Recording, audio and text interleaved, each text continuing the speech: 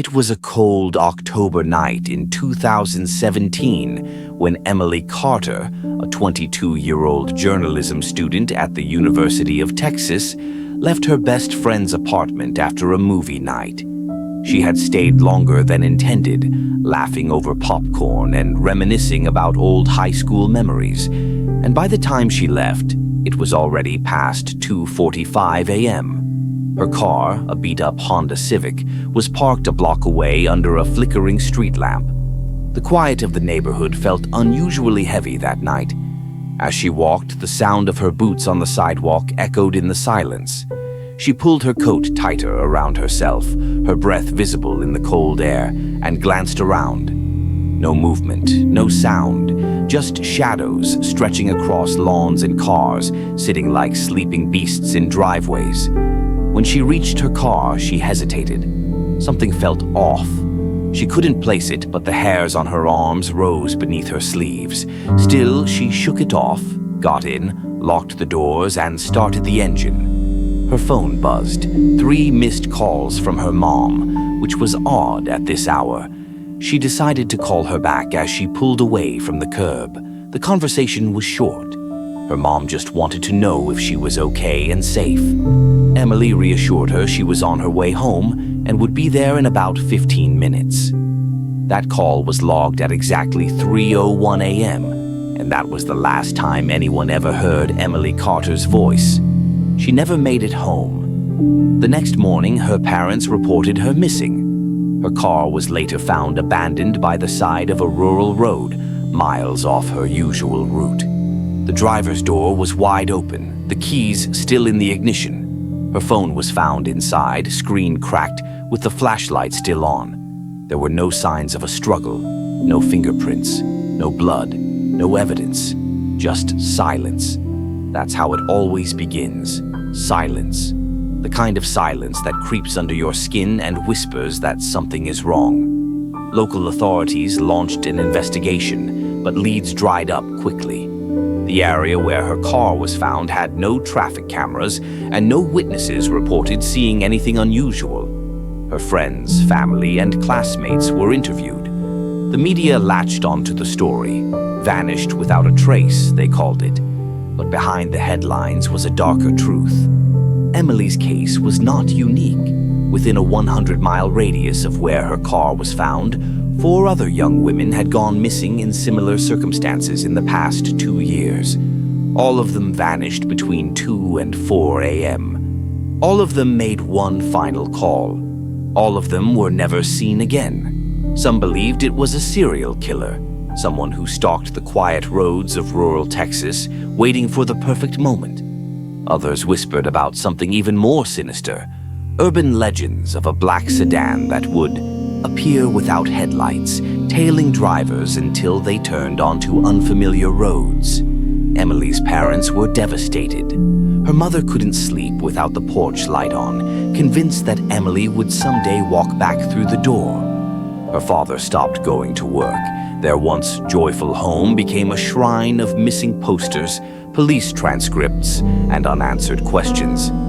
And then, 3 weeks later, something strange happened. A man named Daniel, a long-haul truck driver, called in a tip. He claimed that around 3:20 a.m. on the night Emily vanished, he saw a woman matching her description walking barefoot along a dark stretch of highway, looking dazed, as if in a trance. When he pulled over to help, she looked at him, then suddenly darted into the woods. He called the police, but when they arrived, there was no trace of her. Just footprints in the mud that ended abruptly. Daniel swore on everything he had that it was her. Same brown jacket, same face he remembered from the news. But how did she get there? Why was she alone? And why was she running?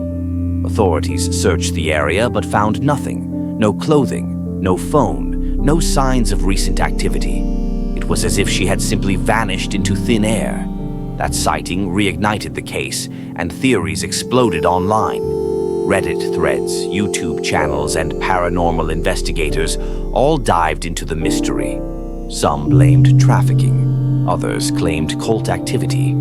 But one theory stood out, one that came from an old man named Wallace, who lived near the area Emily was last seen. He said this wasn't the first time a girl disappeared on those roads. According to him, something lived out there, something that mimicked the voices of people you loved. It would lure you into the dark by calling your name, sounding just like your mother, your friend, your sister. And once you followed that voice, you were never seen again. At first, people thought Wallace was just a crazy old man, but then he showed them something. A voicemail he received a year earlier. A faint, static-filled message from an unknown number. The voice was of his daughter, who had been missing since 1995, whispering, "Daddy, I'm cold. I'm lost. Please find me." The message was time-stamped 3:03 a.m., the exact time Emily made her last call.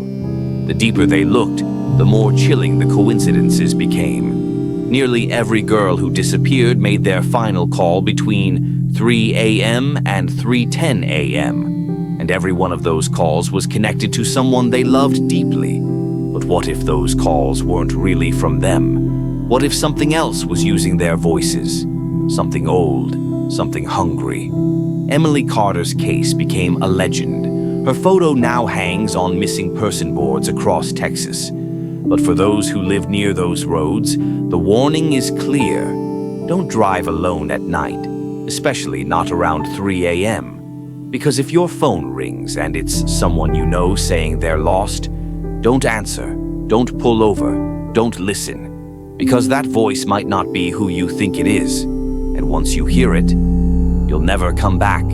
Detective Harper stood in the dimly lit kitchen of the missing girl's apartment, his gloved hands holding the small, shattered cell phone, bagged as evidence. 3:01 a.m., he murmured, squinting at the last outgoing timestamp. That call, the one made to her best friend Jenny, was the last verifiable moment of contact. Beyond that, nothing. The line had dropped into silence, and then she was gone. No one had seen her leave, no cameras had caught her exit, and her car remained parked in the same spot beneath the flickering lamplight. It was as if she had evaporated. Jenny, eyes swollen from a night of unanswered messages, recounted the phone call over and over. She sounded terrified, she said, clutching the tea Harper had handed her but never sipping. She said, "Someone was inside." That detail chilled him. Inside. But the locks were untouched. No signs of forced entry, no struggle. Nothing. The apartment was eerily clean, unnaturally so, like someone had tried to erase a presence. The only oddity was the faint smell of sulfur that lingered near the doorway.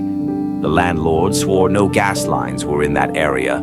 Harper didn't believe in the supernatural. He was a man of evidence, patterns, facts. But nothing in this case made sense. He walked back to his car, the mid-January night air stabbing through his coat, and flipped through his notes. The strange messages that had arrived hours before her disappearance still puzzled him. From an unknown number. "Don't answer. He's not what he seems." Window. All three messages delivered between 2:30 and 2:40 a.m. 10 minutes before the call to Jenny. 10 minutes before something took her. Meanwhile, Jenny, unable to sleep, began digging through old texts and photos. One video, sent weeks ago, caught her attention. It was blurry, but in the background, behind her friend in the video, was a tall shadow near the apartment's hallway. No one else was supposed to be there. She paused the frame and enhanced it. The figure's head was tilted unnaturally to one side, and the eyes were pitch black.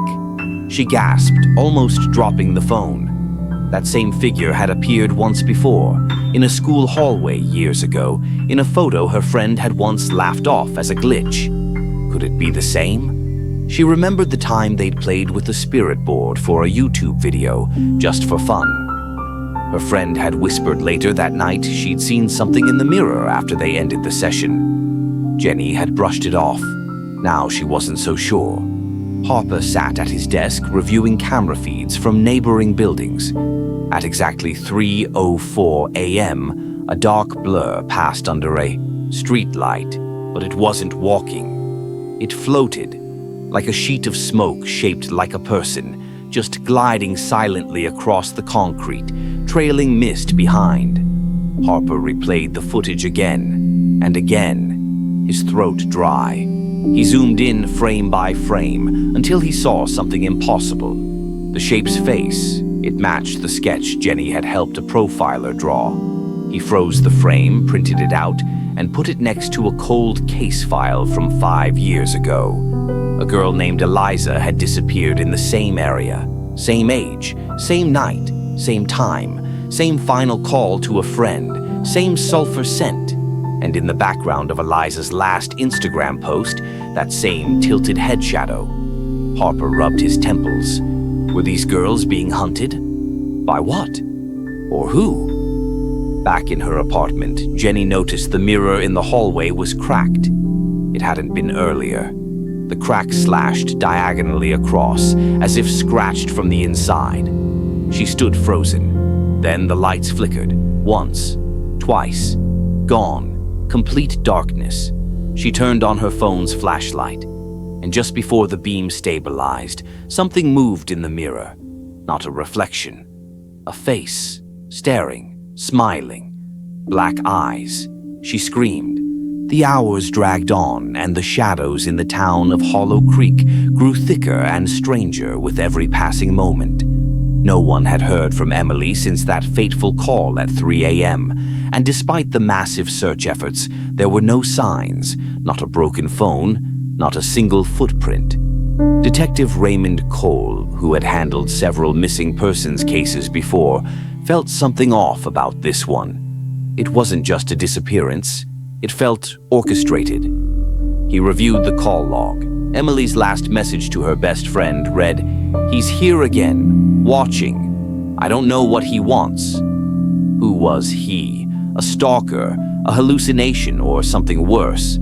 Cole visited the wooded road where her signal had last pinged. The trees seemed unnaturally silent, almost as if they were holding their breath. Then came the first break in the case. A dashcam video uploaded by a truck driver. The timestamp was 2:59 a.m. It showed a girl, Emily, running frantically across the road, looking back as if she was being chased. Behind her there was something. Not a man, not an animal, a shape, human-like but wrong. The frame glitched each time the figure came into focus. The video stopped abruptly just seconds before 3 a.m., as if something cut off the transmission. The driver had no memory of even passing that section of the road, let alone seeing anyone. When shown the footage, he trembled and whispered, "That road's cursed. I avoid it every night now." Cole sent the footage to a tech analyst who confirmed that the glitches weren't due to camera malfunction. Something interfered with the digital signal, he said, like it didn't want to be seen. Meanwhile, strange things started happening to those involved in the investigation. Officer Lena, who visited Emily's home, began hearing her voice whispering in her sleep. "I'm cold. He won't let me go." Another investigator, Sergeant Kim, vanished while revisiting the area near the river where Emily's bracelet had been found. His last radio transmission was pure static, with one intelligible word, eyes. With 2 people now missing and a third psychologically shaken, the case was officially suspended by the department. But Detective Cole couldn't let it go. He returned to the stretch of road on a foggy night, recording everything with his body cam. The clock ticked closer to 3 a.m. As the fog thickened, he saw her, Emily, standing in the middle of the road, pale, barefoot, wearing the same hoodie from the night she vanished. She didn't blink, didn't move. Cole called out, but she didn't respond. He stepped closer. Suddenly, the fog behind her shifted, and out came the same glitching, impossible figure. Cole's camera froze, then rebooted, and Emily was gone. In her place was a phone. Her phone. It displayed the same message. "He's here again." Cole retrieved it and ran. Back at the station, they examined the device. No fingerprints, no damage. But the call history had changed. The last call wasn't to her friend. It was to a number that didn't exist. Just 6 digits, 000000. They tried dialing it. The room lights flickered. Every phone in the precinct rang simultaneously. And from each one came Emily's voice. "He's coming for you next." Detective Cole hadn't slept in 2 days. The whispers from the phone still echoed in his ears. Every time he closed his eyes, he saw Emily's face, expressionless, silent, and behind her, that figure glitching in and out like a corrupted video file. The department was silent now. Half the officers who worked on the case had either transferred out or quit altogether. The remaining few avoided eye contact and never mentioned her name again. Cole knew the case wasn't just unsolved, it was forbidden. But he wasn't ready to let it die. He dug deeper into the area's history, and what he uncovered sent chills down his spine. Decades ago, that same road had been the site of multiple disappearances, all at or around 3 a.m. One case in particular stood out. A girl named Lily Hart vanished in 1973 after calling her parents in a panic, saying, "He's following me." No body, no leads, just an old cassette tape with garbled audio and a faint whisper. "He's here again." The same words. Cole took the recording to an audio specialist. As they cleaned the background noise, something else emerged under the static, a deep, inhuman breathing sound. The expert's face turned pale. That's not normal distortion, it's watching. That night, Cole received a package, no return address. Inside was a VHS tape labeled 3 a.m. in shaky handwriting. He hesitated but played it. The footage showed the same stretch of road, empty, silent. Then the screen flickered and Emily appeared again. She was walking backwards, slowly, her eyes wide, her mouth moving but no sound. Suddenly, she looked straight into the camera. Blood began to drip from her eyes. The camera panned quickly to the right, and there it was again. The glitching figure, now clearer. It had no face, just a void where its head should be, and long arms that twitched unnaturally. The tape cut to black with a final screeching sound, like metal tearing through flesh. Cole's phone rang. It was his own number calling. He answered. Silence. Then Emily's whisper, "Don't look behind you." He turned instinctively, but nothing was there. Still, the air felt wrong, thicker, as if something unseen was pressing down on the room. He checked the tape again, but this time the footage had changed. In the last few frames, he saw himself watching the tape, and behind him, the figure. How could it be on the tape before it happened? How could it know? He felt watched constantly now. Mirrors reflected things that weren't there. His TV turned on at exactly 3 a.m. each night, showing static and faint sobbing. The station declared him unfit for duty after he was found screaming in the break room, blood pouring from his ears with the words, "He sees through time," carved into his desk. But Cole didn't stop. He knew Emily was still out there, not alive, not dead, caught somewhere between. And the thing that had her wanted more. He set out to the road one last time, wearing a body cam, armed with nothing but the phone she left behind. As he stepped onto the blacktop at 2:59 a.m., the fog returned. The wind stilled. The world seemed to hold its breath. And just as the clock struck 3, the phone lit up with one final message. "Now you see him too." The footage from Cole's body cam was never supposed to be seen, but it leaked. Somehow, somewhere, a heavily corrupted version made its way online. It started as a simple Reddit post, "Unexplained disappearance of Detective Cole. Watch this." Within hours, it had hundreds of comments, then thousands. People debated whether it was real or just an elaborate hoax, but those who watched it changed.